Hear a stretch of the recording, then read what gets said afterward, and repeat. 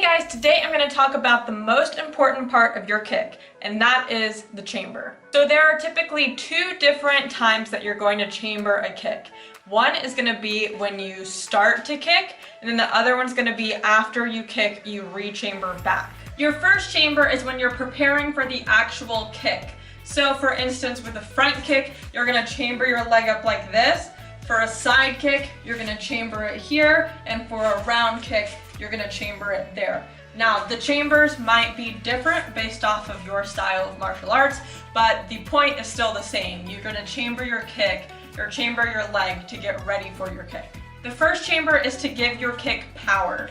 If you don't chamber your leg, then it has no room to accelerate, which means that your kick is going to have no force behind it. So you have to have room. If you just want to throw a front kick and you just go like that, it has no room to get that acceleration. So you have to chamber up your leg so that your foot, which is where you're going to be kicking, has the room to get that acceleration so that you have force behind your kick. This first chamber also gets your knee in the position to kick.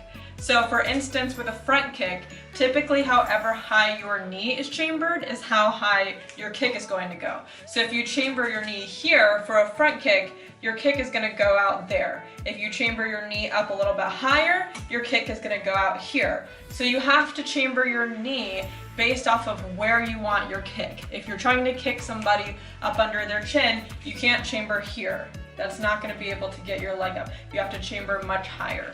The re-chamber after your kick is just as important as the first chamber, if not more.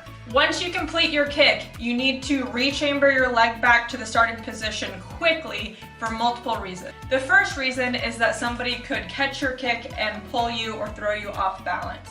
So for instance, if you're sparring and the rules of your sparring match allow people to catch legs like in Muay Thai or something like that, if you do a round kick and you hold it out like that and you don't re-chamber it, they can catch your leg, pull you off balance, throw you off balance that way, whatever. Say you're in the street and you're trying to use a kick, somebody could grab your leg if you don't re-chamber it back correctly or quickly enough. So make sure you re-chamber as quickly as possible. The second reason is that re-chambering also helps with your recovery. So if you're trying to kick, if you're trying to throw a side kick and you don't re-chamber it and you just let it fall down, normally you're not in a very good stance. So for instance, in this area, your stance might be a little bit too deep or a little bit too wide for you to be able to get back from your opponent and recover quickly. So you want to throw your kick, bring it back and put it down so that then you can slide back or slide further in or whatever you want to do.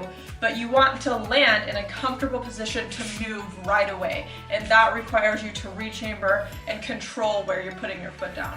The third reason is if you don't re-chamber, you lose your opportunity to throw double kicks.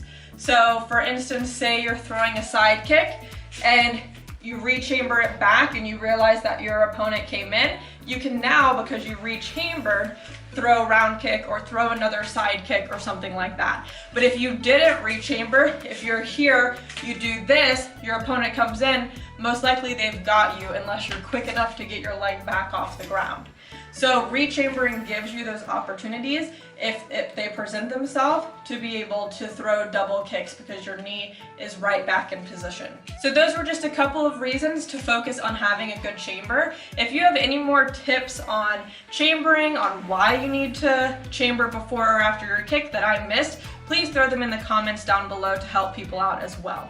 I hope you guys enjoyed this video. If you did, please make sure to give it a thumbs up and subscribe. Thank you so much, and I'll see you next time.